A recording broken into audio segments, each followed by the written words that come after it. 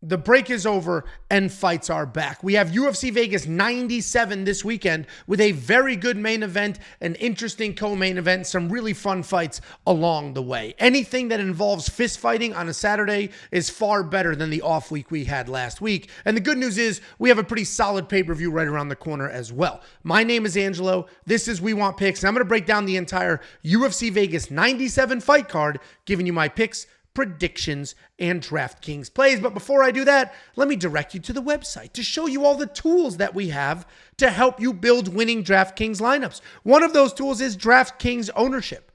If you build DraftKings fantasy lineups, you know how wildly important it is to have incredible ownership projections that you can use to help differentiate yourself from the pack and find the appropriate spots. Well, we quite literally have the best DraftKings ownership projections on planet Earth. Every single week we put out the ownership projections, then we put out the results, and every single week we beat every single one of our competitors. And when I say competitors, I'm not talking about Billy Bob and his Patreon that he's begging for money for. I'm talking about giant daily fantasy companies. Huge companies with millions of dollars in marketing like Skotastic, like Awesemo, Roto Grinders, all of these giant companies that have everything they need, and we're still beating them.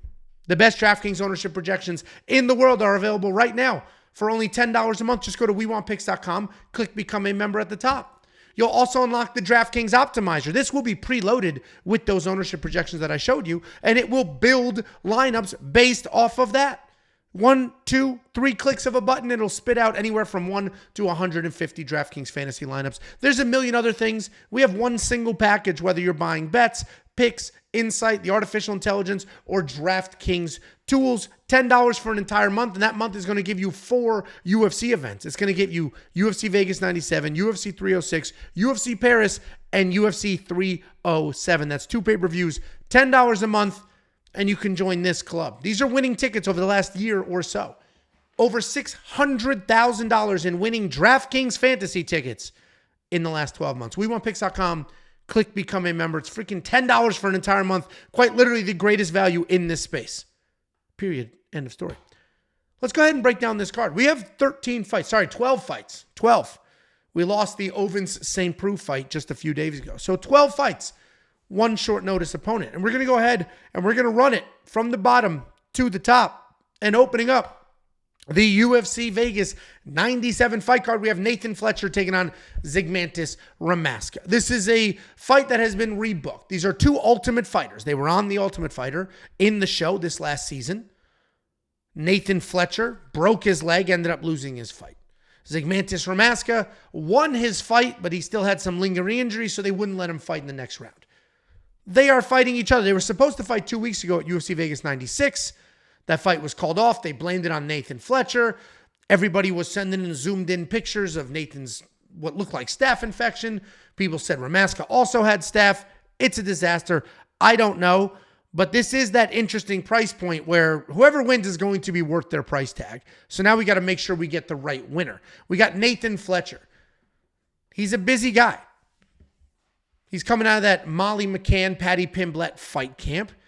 He's typically looking to grapple, but he's got some very solid striking as well. He will hang around for a firefight. He's got a decent chin. He's looking for finishes on the ground. He's looking for finishes on his feet. And overall, he's a pretty well-rounded guy, the more well-rounded guy in this fight. And I do think he wins, but he's fighting a really tough guy in Zygimantas Ramaska. He's an interesting spot because he did not lose. He could literally be the Ultimate Fighter champion. He didn't lose. He had some injuries that prevented him from fighting his way into the finale, but who knows what his career would have been, right? But all we do know is that he's tough. He moves forward. He's a dangerous striker. He's constantly moving, constantly throwing. He likes to stand very tall, never shies away from just bombing back and forth, constant pressure, but he can be taken down. Ultimately, I think that's going to be the difference. Nathan's no sissy. Nathan's going to continue to fight. He finished his fight in the Ultimate Fighter with a broken leg. Finished the fight. Continued to move forward. I think Nathan Fletcher can match the toughness, weather whatever early storm, then get his wrestling going, make something happen. He is $8,300, and it's not a fight that I completely trust because literally it was canceled last week. They said medical issues on the Nathan Fletcher side, so there's a million unknowns there. But ultimately, I think Nathan Fletcher wins, and if you're as confident or more confident than me and the price point makes sense for your lineup, then he could probably be worth it. Then right off the rip, second fight of the night, we have a decent name. We have Andre Petroski taking on Dylan Budka. Andre Petroski is juiced. He's $9,300. And it's a tricky situation because, as we all know, Andre Petroski, very good wrestler, good grappler, powerful hands, overall a good fighter. He did hit this unfortunate, I'm going to say 3-fight skid. Yes, he beat Gerald Mearshart, but he didn't look great. He did not look very good. Michel Pereira smoked him. He knocked himself out when he shot a takedown against Sheikh Malkoun. Then he was like, you know what? I need to get a win at all costs. And he did. It was a very boring, it was a wet blanket win. Only 3 takedowns in a decision, which means 1 takedown per round, 13, almost 14 minutes of control time. He only scored 7,700 points. And that's what makes this tricky, is because I think Andre Petroski wins this fight. I don't think his opponent is very good, but he's $9,300. On one hand, you say, well, DraftKings loves grapplers, but not the control time. Yes, you can score with control time, but you're going to need some strikes. You're going to need the takedowns to back that up. He is taking on Dylan Budka. Dylan Budka is a solid grappler in his own right. He's got some big takedowns on his side as well. He'll lower his level. He'll shoot takedowns right up the middle. Actual takedowns. Not these nerdy Brazilian takedowns. No offense to the Brazilians. I'm just saying that because a lot of you aren't wrestlers, so you're just looking to shoot a takedown, then step over the leg or grab the body and work in a trip. Dylan Budka's shooting very real American. That was an eagle. Takedowns. He's shooting right up the middle. Blast doubles, grab a single, run the pipe, all the things. When he does get a takedown, he looks for positions. He takes his time. He is not rushed. He'll try to find a submission, right? He'll get to the position. He'll look for a submission instead of just raining down and creating some sort of chaos. He's not a very good striker, but he's not afraid to strike, and he has no issues charging forward, trying to make something happen. And he is coming off this TKO loss to Cesar Almeida, where he had a beautiful blast double. He had relentless takedown attempts, but ultimately got smoked when those takedowns didn't hold up. I think Andre Petroski wins this fight. I think he's better than Dylan at Dylan's best thing. What's Dylan's best thing? Wrestling. Andre Petroski is going to be a better wrestler. What's Dylan's next best thing? Grappling. Andre Petroski is the better grappler. Andre Petroski also has more power, better striker. Andre Petroski is going to win this fight. The salary is so tricky, so let's table that. I do think he wins, and if you're building a single entry cash game lineup, then you really just want winners. You want as many winners as possible. You don't need to get the greatest lineup of all time, especially if you're doing a 50-50 or a double up. Andre Petroski could finish Dylan Budka and be worth that money, or he can beat him the same way he beat Josh Freeman, be just the biggest dud on this card. Andre Petroski is the very confident pick, though. Then we have Jaqueline Amorim taking on Vanessa Demopoulos. Jaqueline Amorim, $9,100. Listen, when Jackie wins, Jackie pays the bills. 120 points in the finish over Montserrat Ruiz. 91 points in the very quick finish over Corey Poppins McKenna. So now the question is, do you think Jaqueline Amorim wins this fight? Because if she does, she is worth the money. This could look like the Sam Hughes fight, though, where she really had some early success and then quickly faded. Cardio sucked, blah, blah, blah, blah, blah. If we move over to the other side of the house, and Jaqueline Amorim, big power in her hands. Jaqueline Amorim, no gi BJJ world champion, also a gi BJJ world champion, and people question her cardio. There's your breakdown on Jaqueline. Let's go to the other side of Vanessa Demopoulos, and it's tricky because Vanessa Demopoulos isn't great at anything, right? She's not great at anything, but she's in phenomenal shape. She's very busy, and she's just going to keep fighting to the end, from the start of the fight to the end of the fight. She doesn't slow down. She doesn't bail. She doesn't quit. She just keeps fighting to the end. She's pretty durable, plenty of cardio, but her takedown defense is only 30%. And if Jaqueline Amorim gets the takedowns, she could certainly submit Vanessa Demopoulos. If Jaqueline Amorim gets the takedown, she can certainly ride her out, conserve the cardio, and Jaqueline has that loss to Sam Hughes, and that's the fight that everybody goes back to. Oh, Jaqueline's got trash cardio. Look what Sam Hughes did. Sam Hughes, we just watched her last fight. She is a track star. Literally a track star. She's a track star. She's in phenomenal shape, never stops, constantly moves forward, and that's what she did.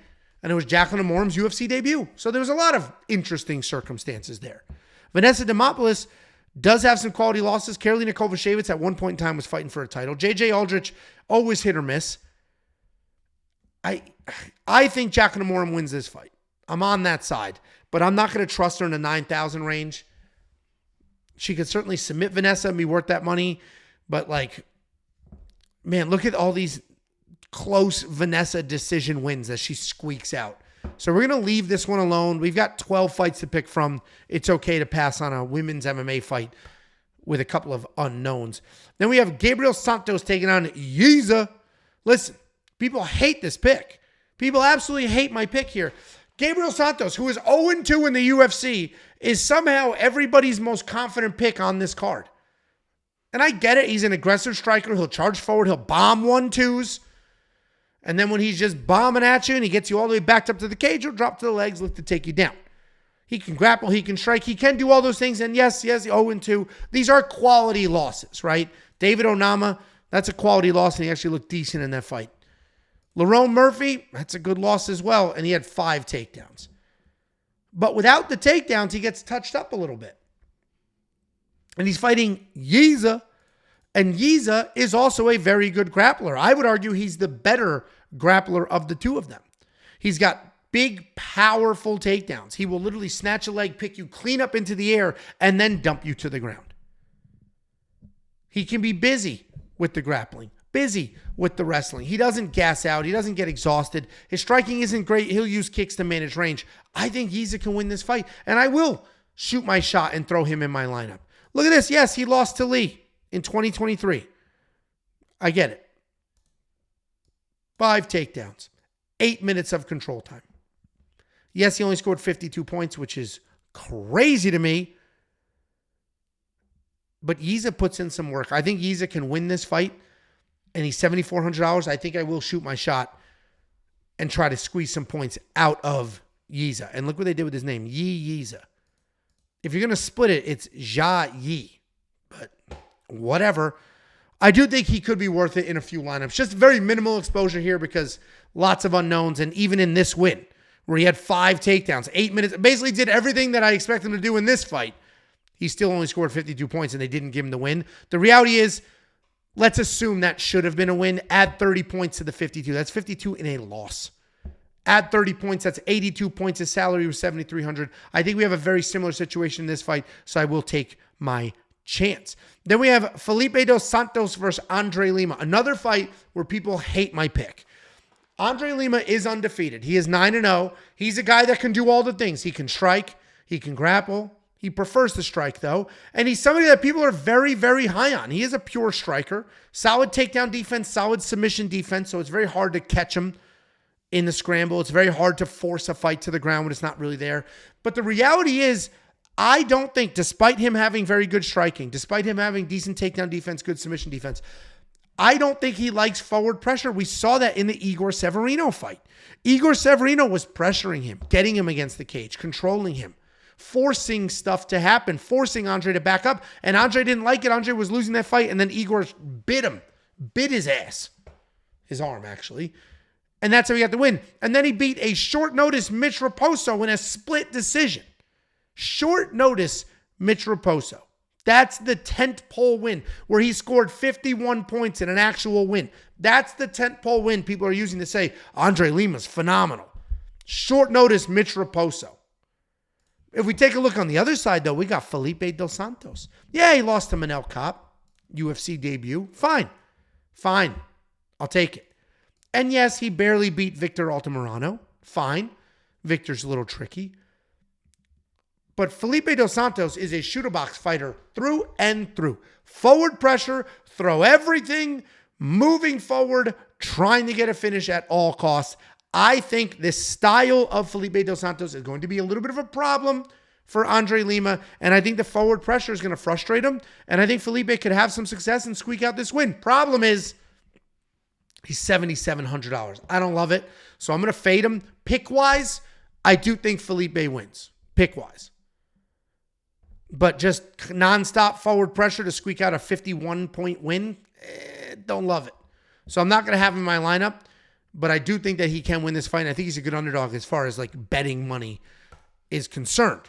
If we move up, we have the biggest favorite on the entire card. Literally the biggest favorite in the history of the UFC. Isaac Dulgarian has closed, or will close come fight night, as the biggest favorite in the history of the UFC. He's a minus 3,000 favorite, and that is because of the screw job in his last fight. It was a screw job, a straight-up screw job. He beat C-Rod in the first round. Beat the shit out of C-Rod in the first round. Beat the shit out of C-Rod for 4 minutes of the second round. Then he got tired. Yeah, he got tired. C-Rod threw a random knee. It looked like something happened, but Isaac didn't change his demeanor. Didn't react. Didn't get cut open. Didn't bleed. Third round, Isaac was exhausted and very clearly lost that round. I think he won this fight, which means he would have scored 97 points. And he would have blown out his salary. Just like when he scored 122 points in his UFC debut and blew out his salary. This fight is going to look very similar to that UFC debut fight. Isaac Dulgarian, while he may quite literally be the most expensive fighter in DraftKings history, he may be worth it because he's going to be highly owned and that salary is high, but not nearly as high as the points that he could put up on the board. Look what he did in his UFC debut against a very good Francis Marshall, and his opponent this time around is not nearly as good. He's fighting Brendon Marotte. Guy's a decent striker. He'll bounce in and out. He'll throw some very real power, try to squeeze in a takedown or two if he can. Brendon Marotte's good. He's Northeast tough, but listen, look what Terrence McKinney did to him. Just more of that, but with grappling. Pretty cut and dry. Then we have Rongzhu versus Chris Padilla. I'm going another underdog here. Guys, I'm not even the underdog guy. I'm not typically picking this many dogs, and I'm about to again. We got Rongzhu. Rongzhu's pretty good fighter. He's a good striker. He picks his shots well. He's got some solid power. He likes to march forward, and he likes to dictate the pace. And if he can dictate the pace, he's very, very, very good. But if he's backing up, if he's reacting, if he's defending takedowns, he can end up a step behind, getting pieced up and sort of struggling at times. He's coming off this loss here against Ignacio Bahamondes, but he has a bunch of wins on the regional scene on the road to the UFC between this loss and now, and that is why his salary is juiced, because he had some wins. 4-fight win streak since this loss. He is taking on Chris Padilla. Chris Padilla, yet again, finds himself as an underdog. He was a 6,900 underdog in his UFC debut against James Yantop. And what did he do? Shot insane, beautiful blast doubles, got that fight to the ground, ultimately got the submission, scored 113 points. Chris Padilla is good. He's a guy that people wanted to give shit to because, yes, you see he's 14-6, and at one point in his career, he was 6-6.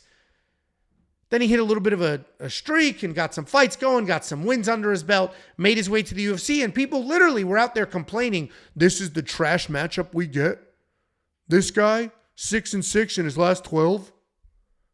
This is the person the UFC signed when there's other 10. And then he went out there and smoked James Yantop, looked great doing it, and I think it is more of the same.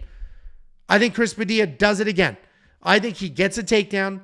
I think he backs up Rongzhu, gets it to the ground, finishes that fight, and looks good doing it. Chris Padilla is the pick. Chris Padilla will be in my lineup at $7,300. And frankly, if you're going to have Isaac Dulgarian in there at $9,900, you're going to need some salary room, and Chris Padilla does do that for you. And I think he's a phenomenal underdog.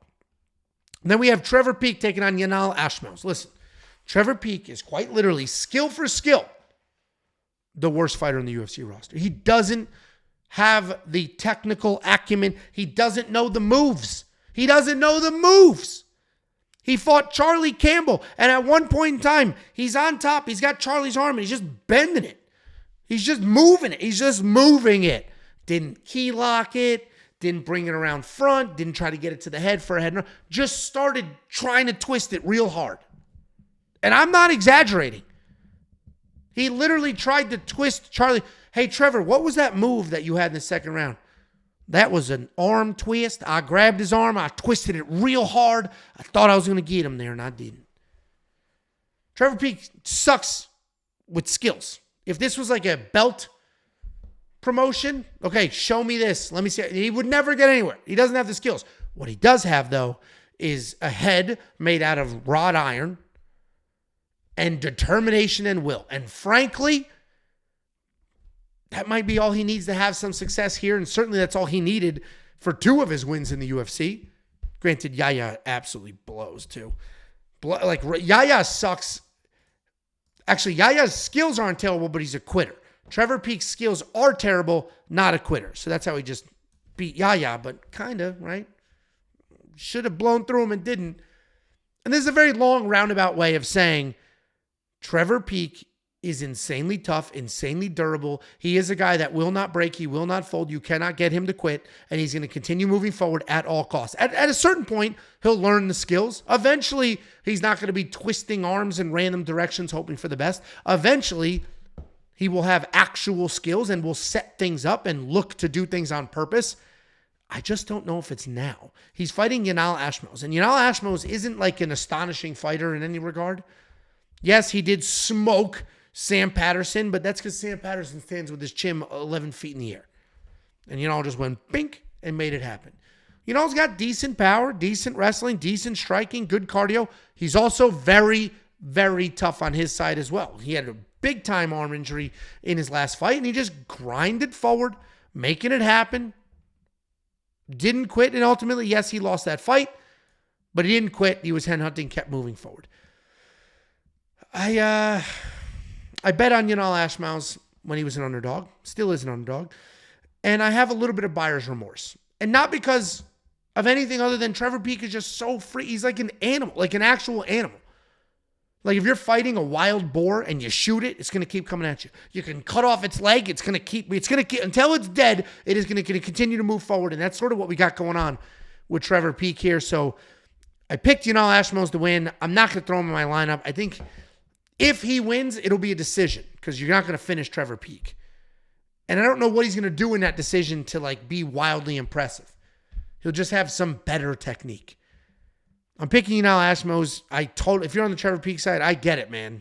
I get it. You're not going to bet against an actual creature from the South. We can't do that. Then we have the newest matchup. We got Cody Durden taking on Schnell. Cody Durden, an astonishing $9,400.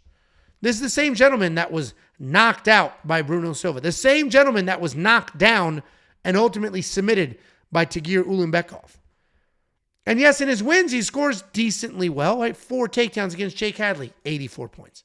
The Charles Johnson win was 11 takedowns, and that's how he ended up scoring 129 points. But that's literally because Charles Johnson has a phenomenal get-up game. Just stands right back up. Boom, taken down. Boom, taken down. What makes this such a challenging pick here, though, is because, well, not the pick. I think Cody Durden wins. He strikes me as a guy who is in shape constantly. So short notice shouldn't matter too much, and he should be able to get the takedowns against Schnell. That's the breakdown. That's why I think he wins. But he's $9,400. And he has only ever covered that salary or scored that many points in 2 fights. Once was against Charles Johnson that stood up 11 times or 10 times. And the other was when he finished JP Buys. JP Buys is the chinniest dude that's ever existed. No longer employed by the Ultimate Fighting Championship. Cody Durden is not dangerous. And he is fighting, where the hell did the names go? There he is. He is fighting Schnell. Schnell can be dangerous. Schnell's also 1-4 in his last 5. Steve Erceg knocked him out. Mataus Nikolai knocked him out. He did submit Sumaderji, but that was after raising from the grave. Sumaderji had this dude 99% finished. And then he just opened his eyes like the Undertaker, sat up straight, somehow came forward, made it happen, and got the submission. Raynon Royval submitted him. Bontorin decisioned him. And yes, he beat Tyson Nam way back in the day, which, good win. Lost to Pantoja. Fine, he's the champion now. This is really when people were like, Schnell might be good. The problem is, he's been in too many wars. The durability isn't there anymore. It used to be the tent pole of his abilities, and it's just not there anymore. He's just not as durable as he used to be. You can't get into wars like that and not have sort of permanent damage. And I'm not saying permanent damage like he's drooling. I just mean permanent damage like your chin's never going to be the same. Your knees are never going to be the same. So I think Cody Durden wins, and while he's one of the least dangerous fighters on the UFC roster, he could potentially get a takedown, a bunch of elbow sandwiches, and get a finish here. If you want to throw Cody Durden in your lineup, nobody's going to hate you for it. It's a matchup against a guy who's 1-4 in his last 5, who has been in very, very big trouble in every single one of those fights. Then we have Kyle Nelson and Steve Garcia. Kyle Nelson missed weight. I thought Canadians were supposed to be professional and polite. I thought Canadians were supposed to be who Americans looked at and like, well, they really got their shit together. Well, Kyle Nelson doesn't have his shit together. He missed weight. You slob. Maybe you should shave his head and make it. Bald bitch. We got Steve Garcia taking on Kyle Nelson. Steve Garcia is on a 4-fight win streak, all 4 wins by knockout. If he wins this fight, he will be on a 5-fight win streak. If you go to the UFC rankings and you check out every single fighter ranked 1 through 5, none of them are on 5-fight win streaks. Steve Garcia would have the longest win streak in the top 5 of this division. And he could win this fight. He should win this fight. I'm going to pick him to win this fight. And if he does win this fight, he'll be worth his money. Knockout, 108 points. Knockout, 95 points. Knockout, 94 points. Knockout, 103. Those are his scores in his last 4 fights. And I think it is more of the same. What I will say, though, is Steve Garcia can actually grapple. He's got good grappling. He's got good wrestling. But he's been knocking people out. He might have fallen into that trap and just become the knockout guy. And if he's standing there headhunting, he could have some trouble because Kyle Nelson, despite his, he's shit, he can't shave his head. Oh, yeah, I guess he's just going to miss the weight and that's going to be the end of that. Kyle Nelson has big power. We saw it when he knocked out Bill Algeo. Knockout is bullshit. He was standing. He was on his own feet. The cage wasn't holding him up. I think it was an early stoppage. What I will say, though, is I don't think anything was going to change. He was just going to eat more shots and eventually fall down. Either way, Kyle Nelson does have some power in his hands, and he's honestly looked very, very good in his last couple of fights. And that's what worries me a little bit is like both of these guys are on nice little win streaks. One of them in Steve Garcia is knocking people out left and right. But sometimes that works against you. It changes literally who you are and how you fight because you get the rush of knocking somebody out and you love it and you chase that and you convince I can knock anybody out. And so if he's headhunting Kyle Nelson and Kyle wants to grapple a little bit, or he's headhunting Kyle Nelson and Kyle steps off and lets it go, Steve Garcia has been knocked out. If Steve Garcia had Trevor Peek's chin, I'd put my house on him, but he doesn't. And Kyle Nelson's looked pretty good recently. So I am picking Steve Garcia. I probably will have him in my lineup. The upside is just too good to not. But Kyle Nelson's a good fighter. Putting together a nice little streak. Improving very, very quickly. He does a good job making fights ugly and squeezing out wins with toughness. But he did miss weight. Maybe he's sucked. Like meaning physically, like he's just bone dry. His chin won't be there. And Steve Garcia will make it happen. So I'm going to put Steve Garcia in my lineup. The weight miss certainly helps with that. Then we have the co-main event. Natalia Silva taking on Jessica Andrade. Natalia Silva is very, very good, and we're going to find out how good she actually is. She's on an 11-fight win streak. She's 5-0 in the UFC. Beat Jasmine Jasudavicius. Looked great doing it. Took her down twice. Jasmine's a national wrestling champion in Canada. Beat Teresa Bleda. Beat Victoria Leonardo. That's not a big deal. Andrea Lee, that's a good win. Vivian Araujo, that's a decent win. I think Natalia Silva is a very good fighter, but let's move over to the scores. 51 points against Araujo, 58 against Andrea Lee, 85 against Bleda, 85 against Jasmine. Natalia Silva probably wins this fight, but I'm not putting her in my lineup at $9,000 because she's taking on Jessica Andrade, former world champion Jessica Andrade. You know Jessica Andrade is currently ranked top 10 in the world in 2 different weight classes? Jessica Andrade is tough. Yeah, she got finished by Suarez, got finished by Yan Xiaonan. The Yan Xiaonan knockout was like, oh shit, because she was knocked out on her feet. Getting subbed by Suarez and Blanchfield, that is what it is. Getting knocked out by Yan Xiaonan was like, oh, that's a little tricky. But the reality is she's good and she's tough. And Natalia Silva is good and should win this fight because Jessica Andrade is going to move forward. She's going to try to bully. She's going to try to get a hold of her, throw her around, toss her, make her pay. But Natalia Silva's footwork's going to be too good. She'll stay on the outside. She'll probably win a 15-minute point fight match. Natalia Silva is the pick. $9,000. Can't do it. Way, way too expensive for DraftKings Fantasy. And then we have the main event of the evening. Sean Brady versus Gilbert Burns. I like Sean Brady to win. I will have Sean Brady in my lineup. We have 5 rounds to work with. 5 rounds to work with. And yeah, he's not the highest scorer in the world, but okay. Scored 83 points against Michael Chiesa. That was 3 rounds. Add 2 more. Decent score. I don't think he's going to submit Gilbert Burns. We have to look at the decisions for reference. 99 points against Nardiv. 105 points against Court McGee. Add 2 more rounds to that. I think he is going to be worth the salary. Listen, the reality is these guys are very, very similar in fighting style, except one of them's significantly younger and hasn't been run through the paces. Sean Brady should be able to get the takedown. Sean Brady will be a little bit faster in the striking. He's not going to be the better striker. He's not going to be the more powerful striker. But Gilbert Burns is 38 years old, and he's been through some shit. He was just knocked out. And yes, he was winning that fight, but he was winning it with grappling. I don't see him running through Sean Brady with the grappling. Sean Brady's a very good wrestler and has very good jiu-jitsu. I think Sean Brady's going to shoot first. The fact that he just ran through Kelvin Gastelum was very impressive. And yes, I know Kelvin Gastelum's hit or miss, and I know he missed weight and blah, blah, blah. But Kelvin Gastelum was a Division I wrestler. Kelvin Gastelum gave Israel Adesanya his toughest fight ever while Izzy was still Izzy. And he's fighting Gilbert Burns. We love Gilbert Burns. We love what he's done, right? He stepped up, fought Chimaev on short notice. Was the only person willing to fight Chimaev. Smoked Neil Magny.